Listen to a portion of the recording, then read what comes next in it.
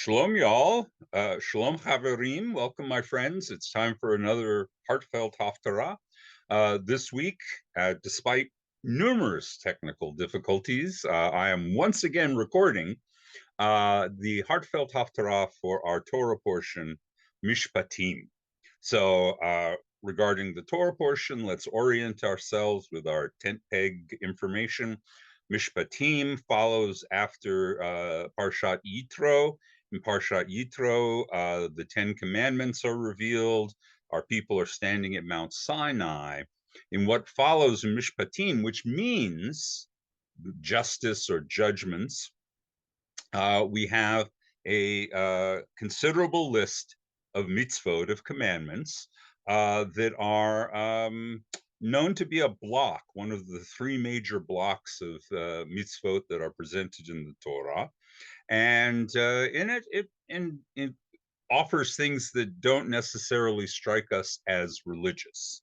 So, for example, it talks about torts. What happens when we cause a financial loss to a fellow Israelite? What are we obligated to do legally? It also talks about something that, from a modern perspective, feels kind of ironic, if not a little hypocritical, and that is that it talks about possessing and maintaining and then releasing Israelite slaves. Now, of course, the irony in all of this is that just weeks before in our Torah portion, we escaped slavery ourselves. So why are we talking about enslaving our fellow Israelites? Well, so the word Eved means slave. It also means servant. And in this particular case, we're dealing with a kind of slavery that most parallels the Old English institution of indentured servitude. This is not chattel slavery as we're familiar with in North America from American history. In chattel slavery, your slave is your property. That's why it's the word chattel. And like any piece of property, you can dispose of it as you wish. Do you want to abuse it? Do you want to torment it? Do you want to kill it? You can, because the slave is not really a human being. He's a piece of property like your car or your donkey or your furniture and things like this. In the Israelite system, I'm not making any sort of apologetics for slavery. It's a kind of slavery where there are legal parameters to it. There's only so much you can do to your slave, at least as far as the law is concerned. Your slave is not subject to any decision of your whim, though we can imagine that in real life people were subjected to all kinds of indignities. However, the most important thing is that you can only hold on to an indentured servant or slave for a maximum of 6 years. And then on the 7th year, you have to let them go. And you also have to let them go with a few resources that allow them to rebuild their life as a free person. This system existed because of the economics of the ancient world. There wasn't much money. Most things were done in barter. And if you were extremely poor and you weren't producing any products that you could use as payment, you paid with your labor. And so you could run up a debt and then have to pay it off by temporarily enslaving yourself. So that's the context. So let's now move on to the tent peg business of our Haftarah portion. So our Haftarah portion comes from Jeremiah 33 and 34. And the historical context is really, really important. We are in the 6th century, beginning of the 6th century. And the context in which Jeremiah is speaking is the invasion of the very small kingdom of Judah by the Babylonian Empire. The Babylonians have crossed the border, as it were, and they are advancing on, if not already starting to lay down a siege of Jerusalem. Now, ancient warfare happened more slowly than we imagine today. It would take weeks or months for these kinds of things to happen, but it's not so different from the Russian army crossing the Ukrainian border and heading for Kiev. It's that kind of crisis that is going on. That is the context in which Jeremiah is speaking. Jeremiah himself is a prophet, but also, as I have suggested before in our descriptions of southern prophets, he's also a member of the priesthood. He's a Kohen. And more importantly, he seems to be an influential Kohen. He has contact with the kings of Israel, and his reign of prophecy carries over a couple of reigns. He talks about King Ahaz, and he also talks about the other kings going on. In any case, he is regularly in contact with Jerusalem elites, and that is the context for the particular oracle he's about to give. So, what does this have to do with everything I've told you about Mishpatim? Well, the obvious connection is it's about slavery and manumission, about the release of slaves, because in the face of this Babylonian crisis, in which Jeremiah and maybe even a couple of other prophets are saying to the elites of Jerusalem, this is God's punishment on you. You have been exploitative. You have failed to honor God. You worship idols, and you mistreat the poor. And as a result, God is sending the Babylonian army to punish the entire Israelite people. So, in a moment of regret, and we all know how this works in modern culture, we spend a couple of days or weeks giving lip service to something when something socially or morally embarrassing happens in our culture, and then we forget.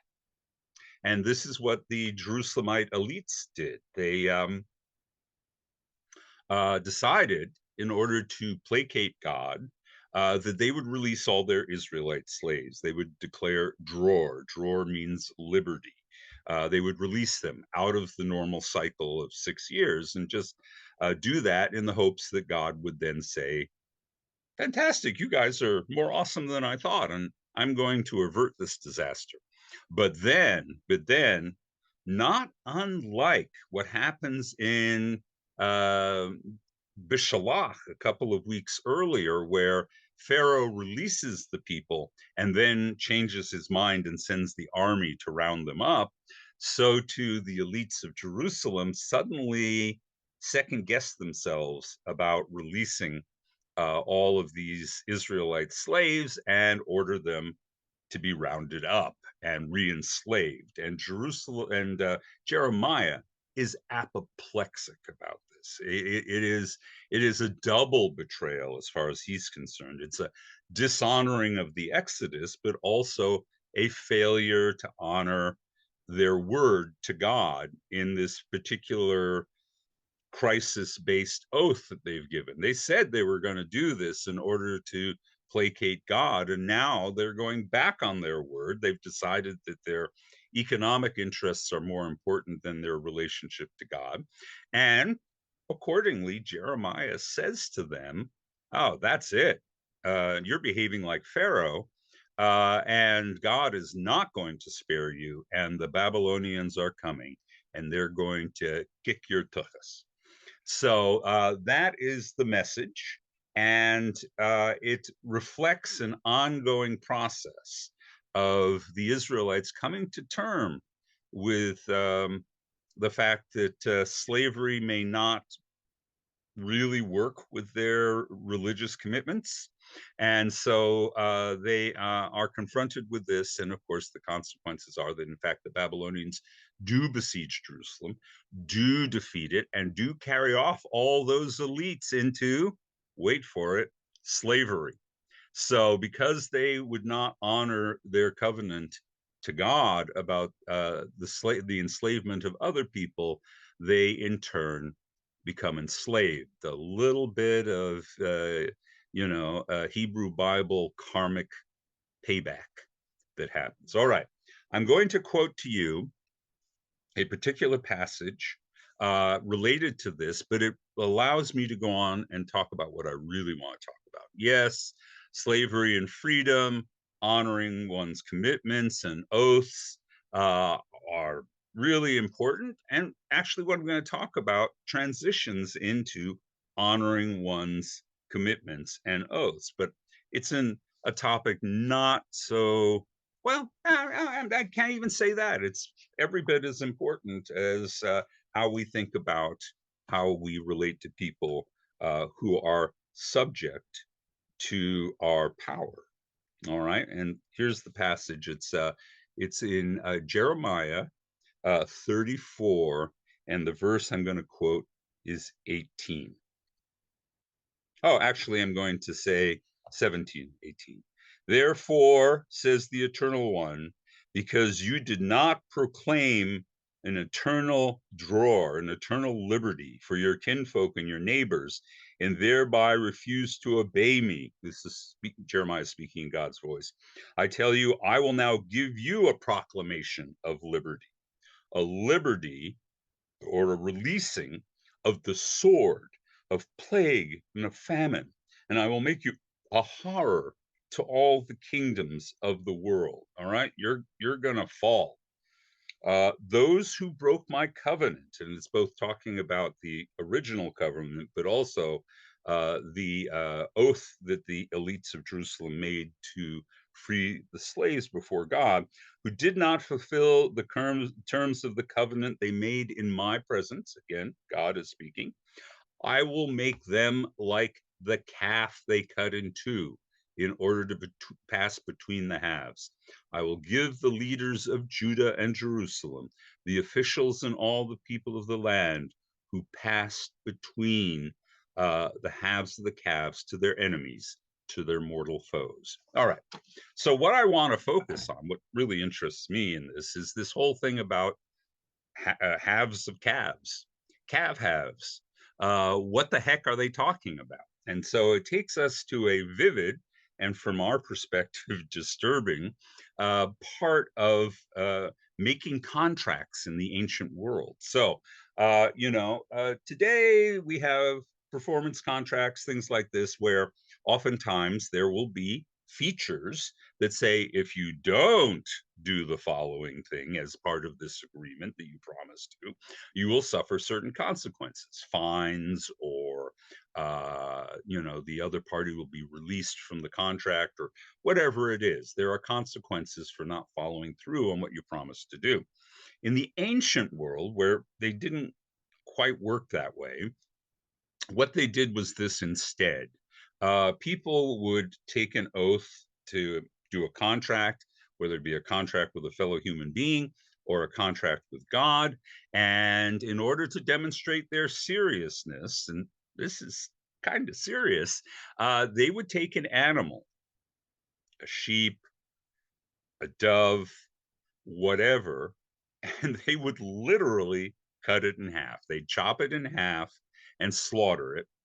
And then, just to show their seriousness, they would put one half here and one half there, and then they would walk in between that. And what they're doing is a conditional self curse. They're saying, if I don't fulfill my promises, may this, the two parts of this calf, and more happen to me. In other words, if I don't follow through, may I be slashed to pieces. Now, the conditional self-curse is not completely unfamiliar to us in the modern world. We are most familiar with it from the playground, where our Christian neighbors, and maybe even we, would occasionally say, when we were making a promise or saying that what we were telling was the truth, we would say, cross my heart and hope to die. That's a Christian traditional self-curse. If I'm not doing what I say or telling the truth, may the cross come and get me and I die.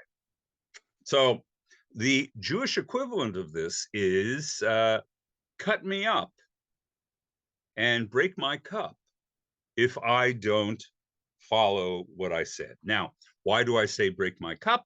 Because we also have examples where instead of slashing up an animal, very kind of Freddy Krueger, they would instead break a vessel and then place the curse on themselves.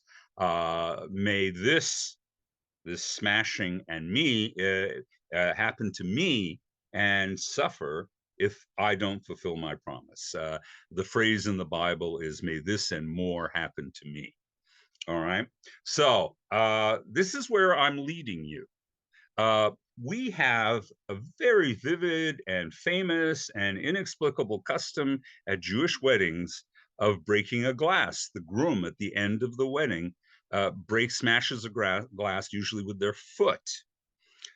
Now, many people, many of my colleagues, don't really understand why this happens. The fact is, there's no literary record of where this custom comes from, but it's common. In fact, when you're doing a betrothal, the in-laws making the agreement that the two will get married at some point will often break a plate as a sign of their commitment. I believe, even though there's no literary record for it, that it goes back to the thing I'm describing that Jeremiah is talking about, that the breaking is a kind of conditional self-curse in which the roots have been lost. Now, there are other explanations, and you'll hear them. Some people will tell you, based on a story in the Talmud, that we're doing it to remind ourselves of the destruction of Jerusalem. There is an incident at a wedding where everybody's drinking and carousing and having a great time, and then the father of the groom stands up and he takes a pot or a wine bottle and he smashes it against the fireplace and he says, have you forgotten about Jerusalem? And then everybody sobers up and they're all like, oh yeah, Jerusalem. I feel bad, right? And so one theory goes that the breaking of the cup is to constantly remind us of Jerusalem and the loss of Jerusalem. I don't think that makes a great deal of sense. For this reason, immediately after we break the cup, what do we say at the wedding? We say, Mazel Tov! So unless we're actually celebrating the destruction of the temple, I think that this is an implausible explanation. Another explanation came up in the 20th century with the emergence of anthropology, that the loud breaking of the cup is meant to fend off evil spirits or the evil eye that gets attracted to a happy occasion in order to protect everyone attending there. And I think there may be some implication of that, but the truth of the matter is, having done some ritual studies and being interested in folkloric practices and things like this, and many people do these sort of things. Maybe they'll put a whole bunch of geese outside the wedding, and the honking of the geese will scare off any evil spirits, things like that. But as a general rule, when you're trying to do something at a happy occasion like that, you do it before it starts, not at the very end of it. At the very end of it, the evil spirits are already on hand, right? And they're already probably doing their mischief already. So I don't think that's a plausible explanation. I think that the groom breaks the cup because he, in a traditional Jewish wedding, has made all of the promises to care for his bride, to house his bride, to feed his bride, to clothe his bride, things that are traditionally preserved in the ketubah now. And in order to demonstrate his seriousness, he breaks the cup, as if to say, break this cup and cut me up if I don't do everything I've promised to do today. So that is my pet theory on why we smash a glass at a Jewish wedding. I'm sticking to it. That's my story. And this particular Haftarah gives me the occasion to expound it before you. So, important ideas, because it is really kind of contiguous with what we were talking about. When you have people in your power, people who you are responsible for, whether they be slaves in the ancient world or spouses in the modern world. This is serious business, and you have to take your promises seriously. And God will hold you accountable if you fail to live up to being a decent person. So with that, I'm going to stop. That's our Heartfelt Haftarah. I particularly heart feel that one because that's my pet theory about all of this. I look forward to talking with you next week. Take care, everyone.